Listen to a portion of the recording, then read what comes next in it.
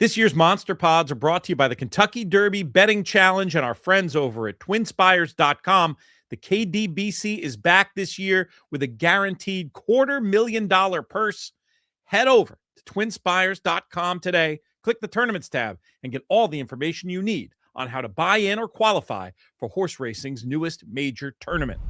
Hello and welcome to the In the Money Media Kentucky Derby 2026 Monster Pods. Peter Thomas Fornatal back with you in the Brooklyn bunker once again, joined by a man who's been a big part of our Monster Pod series going back a few years. Now you know him from the fantastic work he does on television over at NBC and also behind the scenes with the Beyer Speed Figure team. Randy Moss, welcome back to the show. Hey, I'm in the Minnesota bunker. We got to come up with something alliterative. I don't know. I know. Yeah.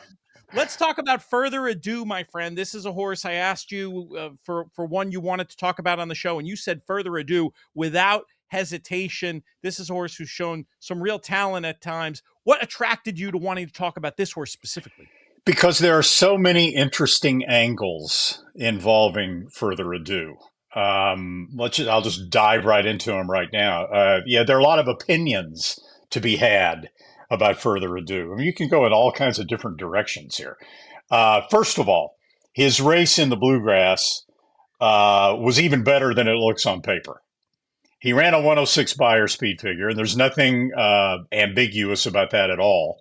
It was a very, very straightforward speed figure. But then when you dive a little deeper into it, he was 3 wide on the first turn and 4 wide on the second turn. So if you factor that into consideration, ground loss, then that 106 is even better, actually. Yes, he faced easy competition, but in the Kentucky Jockey Club, he faced easy competition and he beat him by a length and 3/4. Then you get concerned. If he faces easy competition and he beats him by 11, despite going wide on both turns, that's what he's supposed to do. So I wouldn't factor in the easy competition at all. So a lot of people wonder, all right, this horse, he lost the Tampa Bay Derby to the Puma, and his number was just mediocre. And he got a better trip than the Puma. And then he comes back and runs this gigantic race in the Bluegrass. Where did that come from? Well, talking to Brad Cox prior to this particular monster performance, no pun intended, Brad told us something that Jerry and I thought was very interesting. After his race in the Kentucky Jockey Club, which was not dynamic in any sense of the word, even though he won, he got sick. And they turned him out to recuperate and to just get a little R&R at a farm. And he was to join Brad's string at Payson Park a little bit later on. And then, of course, train him up to the Triple Crown. And apparently, like Zsa Zsa Gabor in Green Acres, farm life was not for Further Ado. He didn't take to farm life at all. And he's a small horse to begin with, and he starts losing weight and not doing very well at all. And Brad tells the people at Spendthrift, get him away from the farm and get him back to me at the racetrack. And when Brad got him back at Payson Park, he was concerned by how much weight the horse had lost, a small horse to begin with. And he began training him, and he started doing better. And realized that if they're going to have any shot at all to make the Kentucky Derby, they got to get him going. So he put him in the Tampa Bay Derby, knowing that he might not be 100%. In the back of his mind, not really knowing exactly what to expect. And they got a decent second place finish out of him. And then after that, his training really began to pick up. And Brad was convinced that he would run much better in the Bluegrass than he did in the Tampa Bay Derby. Now, did he expect an 11-length win with a 106 Beyer Speed Figure? That's probably a bridge too far. But that sort of explains the big jump up from the Tampa Bay Derby to the Bluegrass. The real concern, and where people have all sorts of different opinions, is how do you explain in the context of what might happen in the Kentucky Derby, his maiden win at Keeneland, then to a disappointing win, if there is a such thing, in the Kentucky Jockey Club at Churchill Downs. That's where the interesting part of this comes in. Please subscribe to the In the Money Media YouTube channel. We know from our own numbers that most of you watching right now are not subscribed, and we'd love to change that. We're making our big Derby season push towards 15,000 subscribers, and subscribing really helps us out. And make sure you do not miss a single piece of our YouTube exclusive Kentucky Derby content. There's so much to unpack here, and it's the kind of thing where I'm holding multiple thoughts in my head at the same time. Before we get to the dreaded bounce, we'll get there. But before we get there, I've also heard it put forth in many corners that this could be a Keeneland horse for course. What do you think of that hypothesis?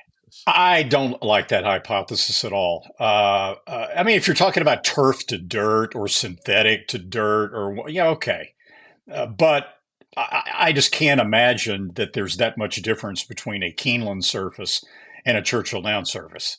I mean, hell, it's sand, silt, and clay, and Right. it's to me that kind of falls in the category of trainers saying, "Oh, he didn't like the track," right, and it wasn't sloppy; it was fast. I don't think you can look at this horse, in my opinion, and say, even though he's won by 20 and won by 11 at Keeneland, and say, "Oh, he's just a Keeneland horse." Usually, when you get the horses for courses thing, there's a more legitimate reason. Kentucky It can be Downs, something radical. climate. Yeah. Some race meetings might be early in the year, and horses might thrive more in cooler weather. They might not handle heat as well in the summer, things like that. But usually, it's not just two dirt surfaces 45 minutes apart.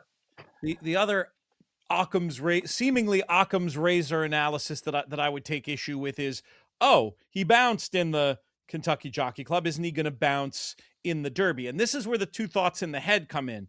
From the narrative that you explained, that great information, which I haven't read anywhere else, by the way, about the illness and what happened subsequently, sure seems logical to me. Whatever ended up bothering him was already bothering him for the Kentucky Jockey Club. That wasn't necessarily a bounce. But then here's the tricky part. Some part of me says, okay, he came back a short horse. They think they have a Triple Crown horse. They're bringing him along quickly to get him to a peak effort on the first Saturday in May.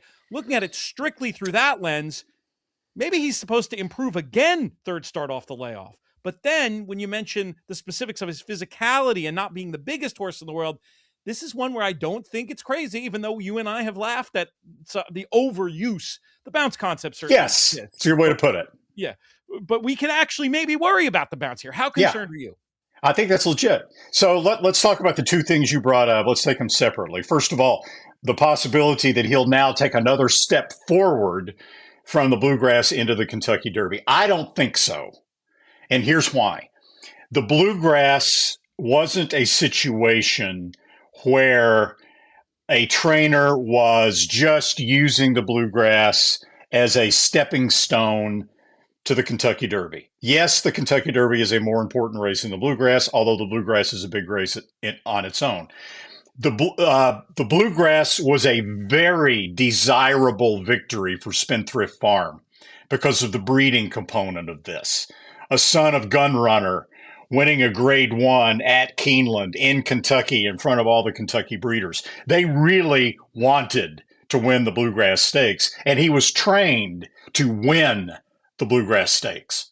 Okay. So he wasn't trained to just use that race and come in there, 85% and then really peak for the Kentucky. No. So to me, the best you can hope for is that he holds form in the Kentucky Derby, which probably would be good enough to win if he holds form. Now, what's the chances of him holding form? You mentioned the bounce theory. Okay. Typically, I agree. I think it's overused.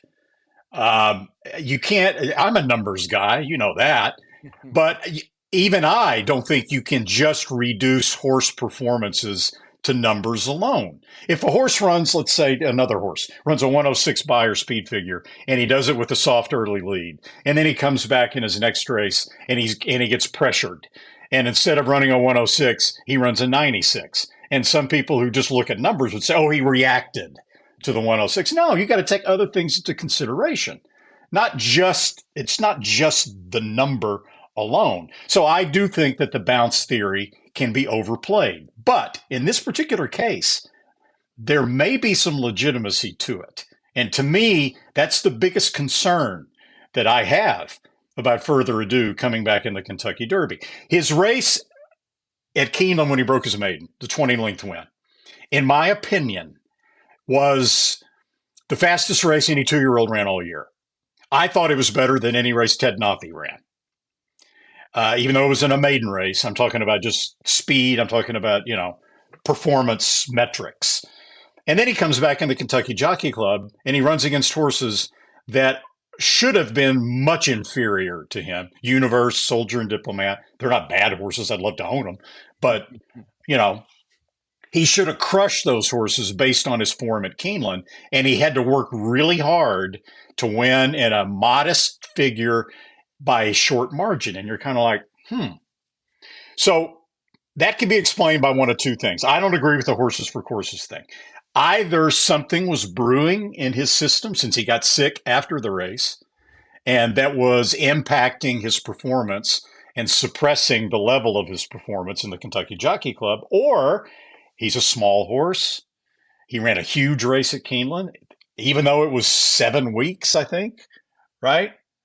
No, it was 5 weeks. It was 5. Yeah. But, maybe he did react, and maybe that race at Keeneland did take something out of him. And maybe that's why he got sick. I don't know. I'll ask you the key question, though. I mean, how are you going to approach him from a wagering point of view for the Kentucky Derby? Do you definitely want him on side, or is this completely price dependent more than usual when it comes to betting a horse? I expect him to either be the favorite or right there, although you're by the favorite in this situation when you've got Further Ado and you've got Commandment, you've got Renegade, you're probably talking about 4-1, 9-2. And if he's not, if he's the second choice, he'll probably be a 9-2 second choice or a 5-1 second choice. So the prices are going to be good any way you go. I am concerned enough that right now, as we tape this, a month out, I would prefer a horse like Commandment for twin reasons. Number one, I'm concerned about the bounce. Okay. Even though I'm not normally a bounce guy. It means something coming from you, I would say. And number two, the fact that Irad was on this horse and wins by 11 in the Bluegrass and then takes off him to ride Renegade is a twin concern of mine. Right? Irad rides a lot for Brad Cox. Brad Cox has got a huge barn. Irad rides a lot for Todd Pletcher. Todd Pletcher's got a huge barn. Todd's not the kind of guy that would throw a fit if Irad picks Further Ado. Brad's not the kind of guy that's going to throw a fit if Irad picks Renegade. They understand it's the Kentucky Derby. So really, this comes down to the horse that the jockey thinks has the best chance to win, really. And he rode both horses. Right. So, I'm not normally a jockey guy either, but you come on here, you're talking about jockey decisions. Who are you? And what have you done with Randy Moss? Who is this guy? Exactly. He's talking bounce. He's talking jockeys. What the hell's going on here?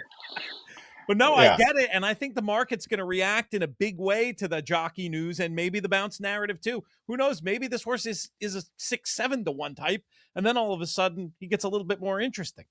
Yeah. Oh, yeah. Well, if he's 6-7-1, he would get much more interesting because it's a fine line here, and look, it's opinion, and it's an opinion based on speculation, right? And I'm telling you, because these horses are so lightly raced, Brad Cox, Todd Pletcher, they don't know any more than we know. Irad might know a little more, because he's been on both horses and he's got the feeling, and he's been on enough good horses in his life that he knows, even though he's never hit the board in the Kentucky Derby, he knows what a good horse is supposed to feel like going into a big race. I would trust that, but these guys, it's a guessing game for everybody right now. Randy, great stuff. Thanks for joining us. We're going to try to have you on much closer to the Derby as we normally do. Folks can obviously enjoy all your fantastic work over at NBC. We'll get to the folks later on with the specific broadcasting schedule, but you'll be there and it'll be great. Of that much, I'm confident. Thank you so much for your time. Any closing thought here? Oh, I might change my mind completely by the next time we talk. I doubt it, but we'll see.